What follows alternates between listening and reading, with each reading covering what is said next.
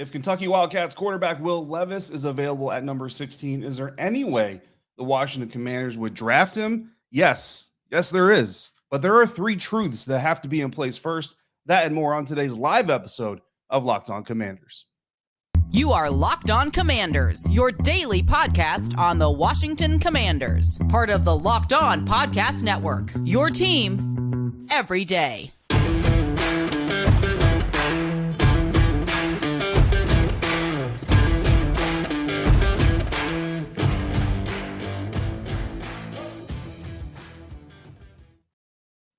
Welcome in, Commanders fans of the Locked On Commanders podcast, part of the Locked On Podcast Network, your team every day. This is your daily podcast covering the Washington Commanders, so please subscribe or follow for free on YouTube or wherever you listen to podcasts so you always get the latest episodes as they drop, like this live Wednesday lunchtime. Hopefully you're enjoying your lunch break. Hopefully you're off to a solid start of the week. It's all kind of downhill from here right into the weekend. I'm David Harrison, credentialed member of the media covering the Washington Commanders for Commander Country, part of Sports Illustrated's FanNation. You can find me there, here, or on Twitter at dharrison82, or you can text me anytime at 202-760-2644. More on that coming later on today's episode. I want to thank you for making Locked On Commanders your first listen or your first view every single day, especially today, this live mailbag time. We're going to hit a mock draft and discuss an interesting trade idea that lands another young quarterback on the Washington Commanders roster. But before we do that, we have to talk about three things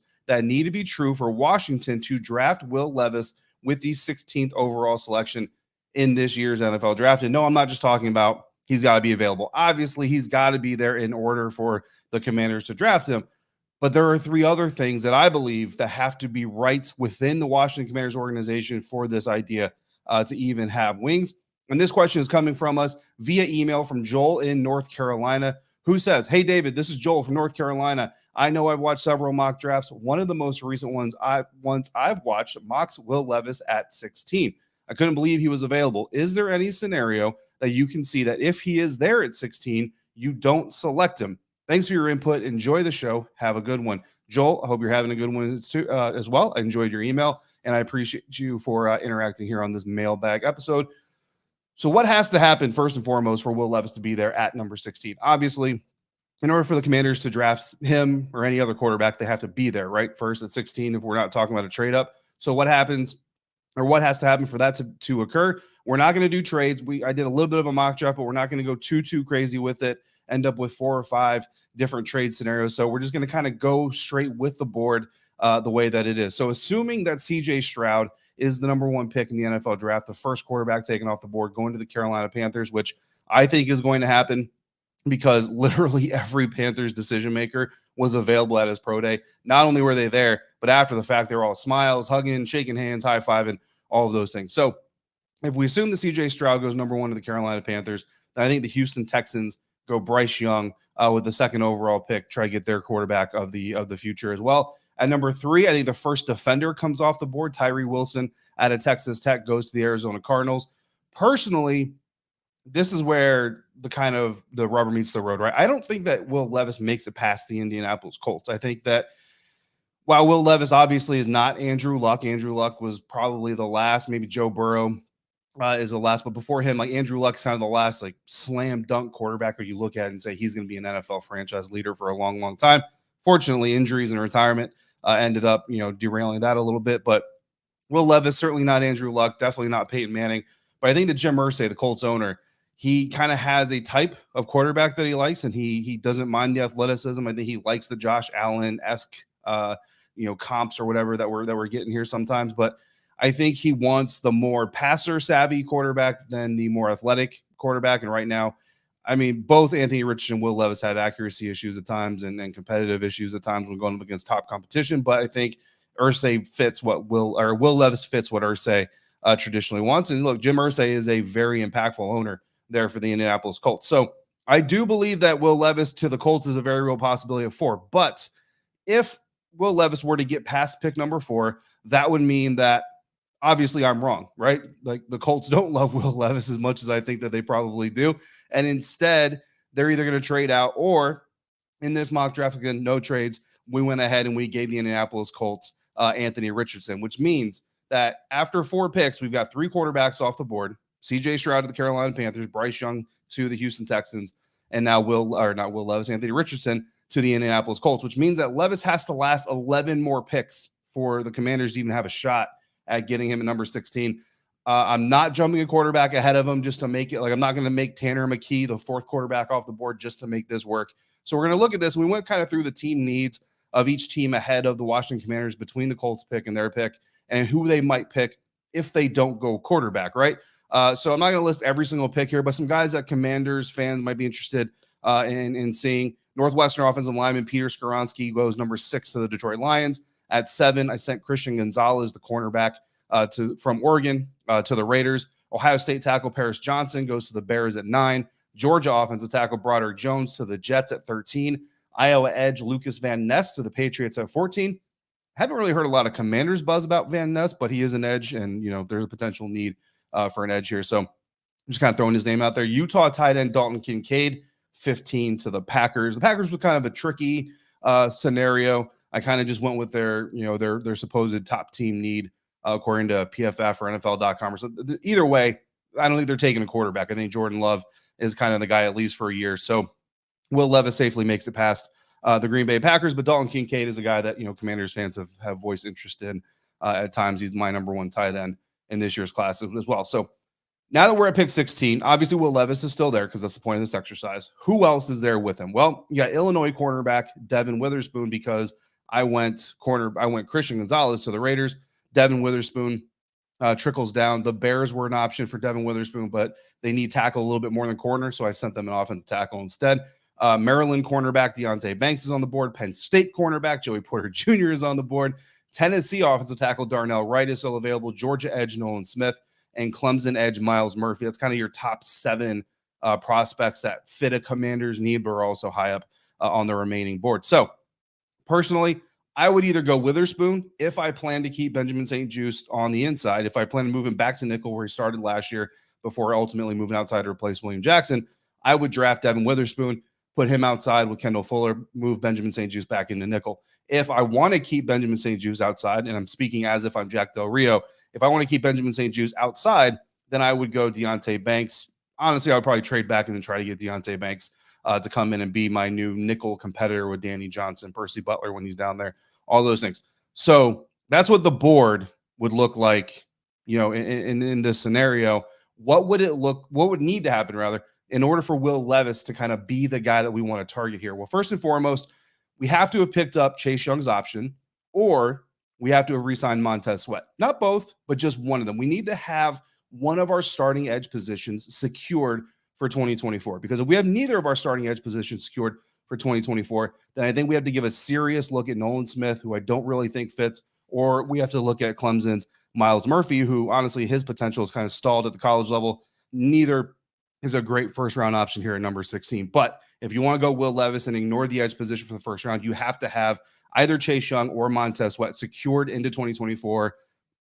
Everybody's got their opinion on that, but one of the two has to be secured. Secondly, we have to think Andrew Norwell is going to be a starter in 2023. The interior offensive lineman would fit in right there. We got Charles Leno Jr. on the left side, Norwell at guard, Nick Gates at center, Sam Cosmi at the other guard position, Andrew Wiley at right tackle. That's where I'm penciling them in. So if we're going to ignore the offensive line group, specifically the tackle group, then we're not kicking Andrew Wiley into guard, which means Andrew Norwell is going to come in as a starter potentially this offseason. We still have Chase Roulier, see what happens with him. Cornelius Lucas, Trent Scott, Sadiq Charles as depth.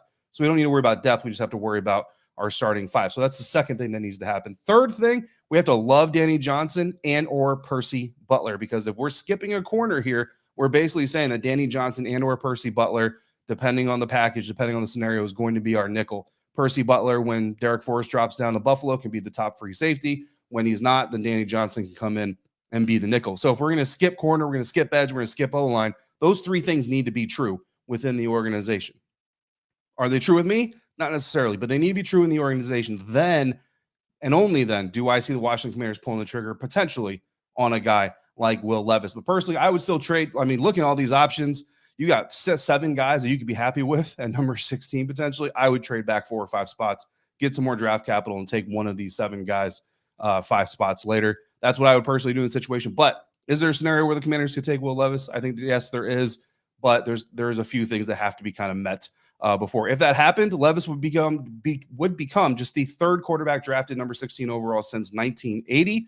San Diego State's Dan McGuire was drafted 16th overall by Seattle in 1991. Florida State's E.J. Manuel in 2013 by the Buffalo Bills. Neither of them finished their NFL careers with a winning record. So not sure what that means for this situation, but perhaps the Commanders won't look to add a young quarterback in the NFL draft because they'll already have added another young quarterback via NFL trade. That scenario is coming up next on today's episode of Locked On Commanders, part of Locked On Podcast Network, your team every day. And this live episode of Locked On Commanders is brought to you by FanDuel. The NBA playoffs are almost here, and now is the perfect time to download FanDuel, America's #1 sportsbook. Because new customers, you get a no-sweat first bet up to $1,000 and bonus bets back if your first bet doesn't win. So even though the Washington Wizards aren't winning, you could still potentially win with FanDuel. Just download the FanDuel Sportsbook app. It's safe, secure, and super easy to use. Then you can bet on everything from the money line to point scores, threes drained. You can even combine your bets for a chance at a bigger payout with a same-game parlay. So don't miss your chance at a no-sweat first bet up to $1,000 and bonus bets when you go to FanDuel.com/lockedon. That's FanDuel.com/lockedon to learn more. Make every moment more with FanDuel, an official sports betting partner of the NBA.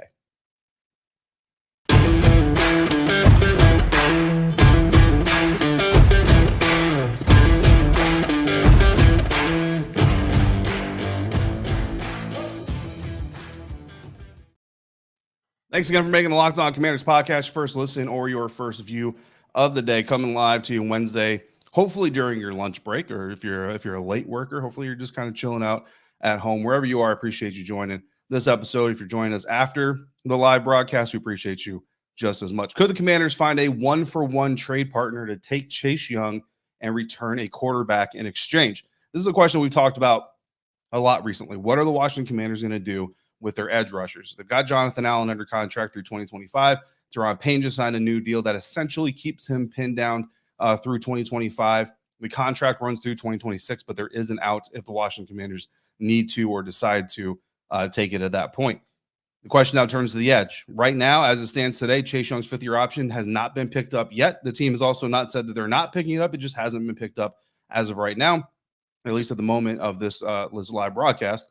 And so that makes him a free agent next year. Montez Sweat is on the last year of his deal. He's a free agent next year. So as of right now, the Washington Commanders have 0 edge rushers, starting caliber edge rushers to a high degree anyway for the 2024 NFL season, which means they need to kind of make a decision, and they need to make 1 or 2 decisions. If they decide to keep them both, that's a lot of money. But hey, if they can make it work, more power to them.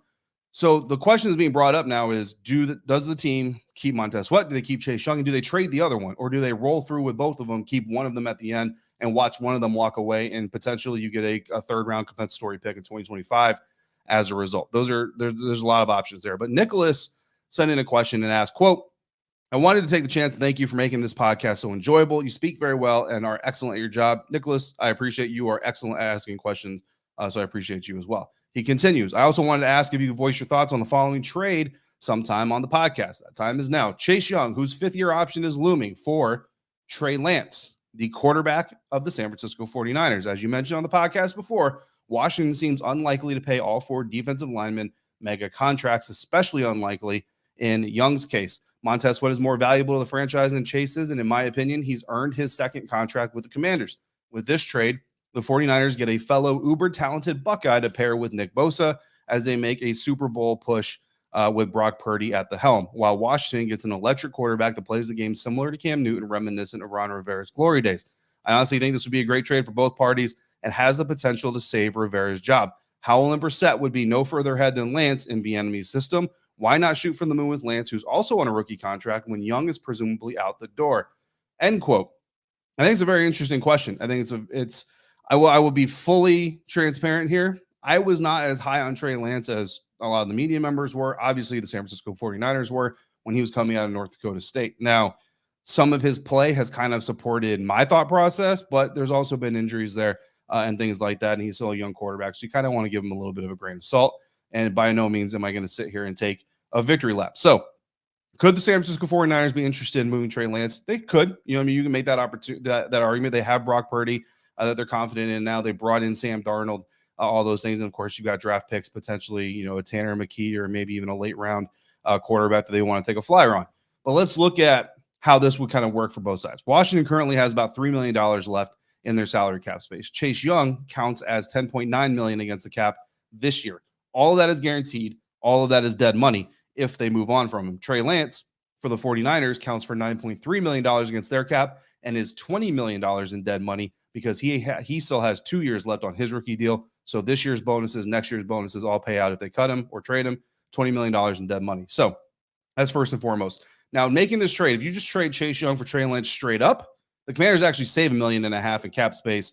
And then they have Trey Lance next year on a $5.3 million price tag. So that's really, really, really good money for, like you said in the email, a young quarterback that still has a good amount of potential. The 49ers on the other side, they take a little bit of a hit, but they get a chance to potentially reach Chase Young's potential. And like you mentioned, Nick Bosa, if he vouches for Chase Young and says, yes, Niners, this would be a good person to bring onto our defense, then I think the Niners would be even a little bit more intrigued with the option. They have some confidence in doing that deal. Now, the 49ers currently, or the 49ers in this deal would add just over $7 million to their current cap number, and presumably they would pick up Chase Young's fifth-year option to avoid having to commit to a long-term deal right away.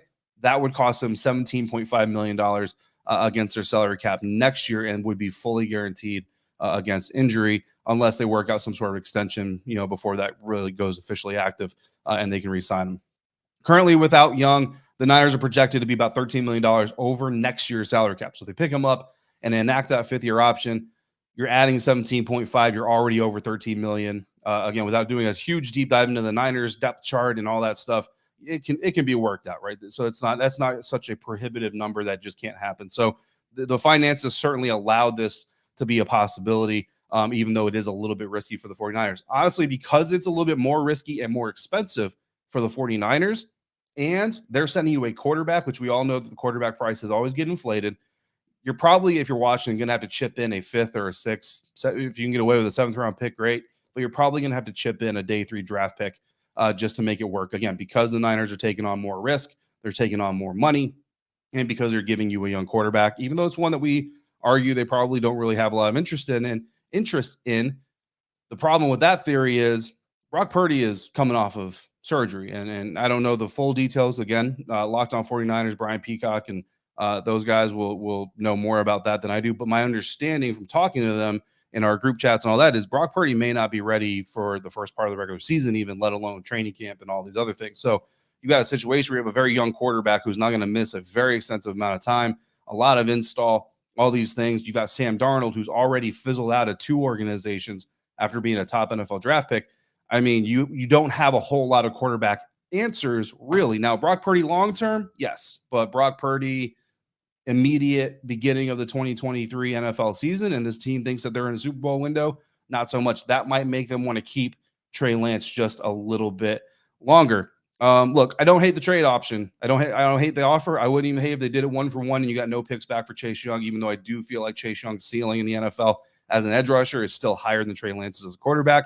Eric Bieniemy has had obviously success coaching a mobile quarterback, a quarterback that can move a little bit with Patrick Mahomes. Not saying that it would clearly translate, but there are similarities there. And it allows Washington to spend all their remaining draft capital on players that are not quarterbacks, and you get 3 bites essentially at the option or the possibility of getting a starting caliber quarterback. So I don't hate any of it because of all those things. Again, can't speak certainly for what the Niners would think. If there's a Niners fan watching this, drop a thought in the comment. We did a similar conversation like this involving the Houston Texans, and plenty of Texans fans came through the YouTube comments. Some of them loved the idea. Some of them hated the idea. So if you're a Niners fan checking this out, by all means, let us know what you think. Great question. I think it's an interesting topic. Again, I wouldn't hate it, but I would assume that when this trade happens, you've already agreed to an extension with Montez Sweat. So you've got one end of your defensive line secured for the future. And then you go into the NFL draft needing one spot, see what you do there. Speaking of what you would do with an open edge spot, we've got a fan submitted mock draft that actually addresses that very question. And that's going to come up next on today's episode of Locked On Commanders.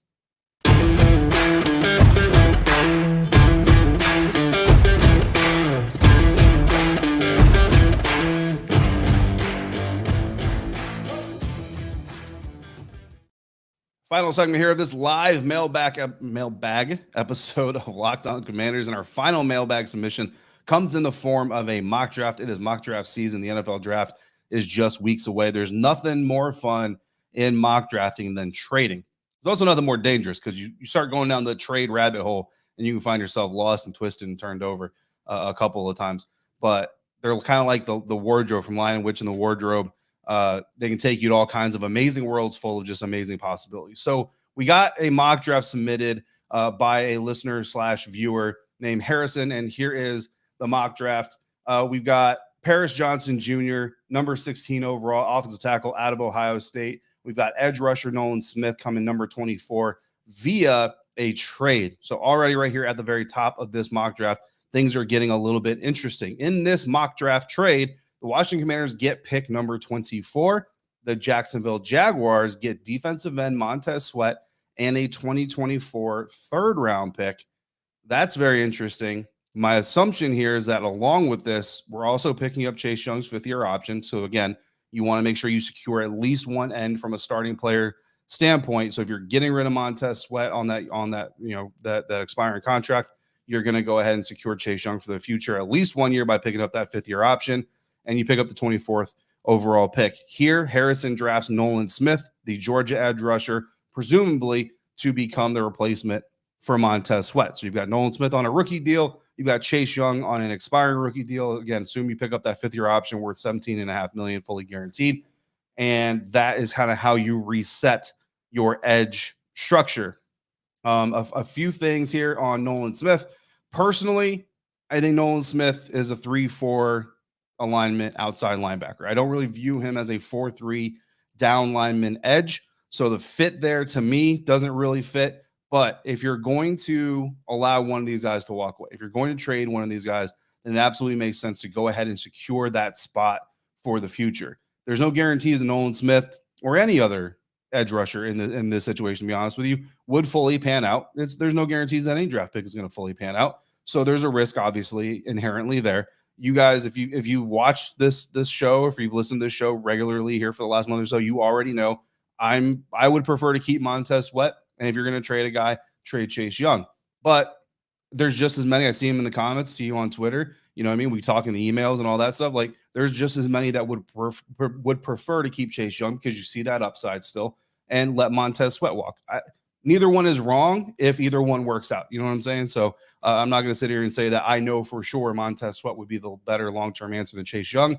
That's just how I see it kind of sitting today. But either way, if you trade either of these guys, especially before the NFL draft, then I like addressing that position in the NFL draft to try to help secure the future of said position. So I like that pick for that purpose. I don't know if I like the fit of Nolan Smith, but I do like the attempt to approach it. Moving on, number 47 in the second round, Steve Avila, the guard at a TCU. That dude comes to the Washington Commanders. Cornerback Travius Hodges Tomlinson out of TCU comes to the Commanders via pick number 97. Pick number 118 is linebacker Dorian Williams out of Tulane. Tight end, Michigan tight end Luke Schoonmaker joins the squad. Penn State center Juice Scruggs.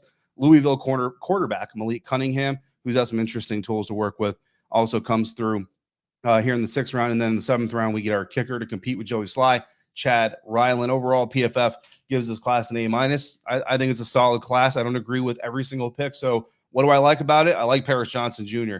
at number 16. I don't know that he gets there, but I like him if he is there, I think you absolutely have to take him if you're the Washington Commanders. Paris Johnson Jr. 16. I like that. I love Steve Avila at number 47. This is a guy that if he adapts to the NFL somewhat quickly, this dude could be a starting caliber guard for your team in his rookie year, and you're talking about getting him in the second round. I dislike Travius Hodges Tomlinson at number 97. No offense to him. I just don't know how much his skill set and his size disadvantage really translates to the NFL, so I'm kind of out on him as a prospect. What I do think is interesting, obviously, as we've talked about here going through this, is the trade involving Montez Sweat. So interesting stuff here. Mock drafts are designed to spark conversation. I see the live chat starting to pick up a little bit, and so obviously there's some conversations happening. I appreciate all of you for doing that as well. So thanks for the questions. Thanks for the mailbag. Very, very interesting. Shout out to Joel, Nicholas, and Harrison for contributing. Special shout out to you as well for watching live, watching later, or listening on your audio podcast player of choice. I want to thank you again for making Locked On Commanders your first listen or your first view of the day. For your second, please check out Locked On NFL Scouting with the Draft Dudes. From free agency to the draft, salary cap management, and more. Join NFL experts Kyle Krabs and Joe Marino as they take you through what it's like to build a successful NFL franchise every Monday through Friday. Find Locked On NFL Scouting with the Draft Dudes wherever you get your podcasts and on YouTube. I will be back tomorrow with an all-new episode. But before we leave today, I need to tell you about Subtext. You've heard me talking about how you can text me directly. Well, that's via Subtext. Some of you already know about it because you already signed up for it. I appreciate it. We've been having some fun engagements, some fun times going back and forth. This is something that our network is test running and chose me to be one of the pilot hosts. There's about 5 NFL hosts that are pilot testing this Subtext program because our show numbers are solid. You're a very engaging audience. We greatly appreciate that as well. As a subscriber, you can literally have my contact info in your phone and reach out to me like you would any other friend or any other football fan. It's better than Twitter because you don't have to sift, and you also don't have to worry about your thoughts getting lost in the mix because you're sending them directly to me. I get your thoughts directly. There's no timeline for me to scroll through. There's no inbox for me to scroll through. It just comes to me. It's there, and you get my thoughts to you in kind the exact same way. When you subscribe, you get 14 days for free to check it out and see what it's all about and see if you like it. Through Subtext, I'm sending exclusive information on the Washington Commanders, one-on-one interactions with all of you, and you get first priority in mailbag episodes. Anytime we do any type of fan feature on the show, you get first priority. And we can do a lot of cool things, daily nuggets of information or analysis when things happen. You can ask me anything. We can do little ask me anything. If I'm sitting, I don't know, waiting to pick up one of my kids from work or something, we can do some ask me anything sessions and go back and forth. And then, of course, during the season, during game days, all that stuff, a lot more. I can even text you during practices and let you know, if you're wondering, hey, man, is Chase Young hitting sled right today? I can let you know in a text message how Chase Young is looking out there or anybody else is out there. You'll never have to worry about searching through a feed or a stream again. It's pretty cool if you want to give it a try. Of course, if you've got something that you want to add into what we're doing here, you can always let me know. I'll do my best to make it an enjoyable experience for all of you as well. I'm also talking with our network legal office about doing some giveaways via Subtext. I love doing giveaways. You guys give so much to me with your time. I love giving back. So I want to do those. Got to get them through legal first, but those will be happening via Subtext as well when they do happen. So check it out. Just text hashtag HTTC to 202-760-2644. Again, it's 202-760-2644. You're not going to need spam text, no advertisements, no nothing like that. It's just me to you, you to me. Try it for free for 2 weeks. If you don't like it, you can walk away. I appreciate you trying anyway. But if you do like it, then you stick around. And in the process, let me know how you want to improve it. Start your free 2-week trial. Hope to hear from you soon. In the meantime, signing off for today. I'm David Harrison, staff writer for Commander Country, part of Sports Illustrated's FanNation, credential member of the media covering your Washington Commanders, and more importantly, hanging out with you today, every day, 5 days a week here on the Locked On Podcast Network. Until we speak again, if you're out and about, please be safe, be kind to one another, and I'll see you right back here next time for another episode of Locked On Commanders, part of Locked On Podcast Network, your team every day.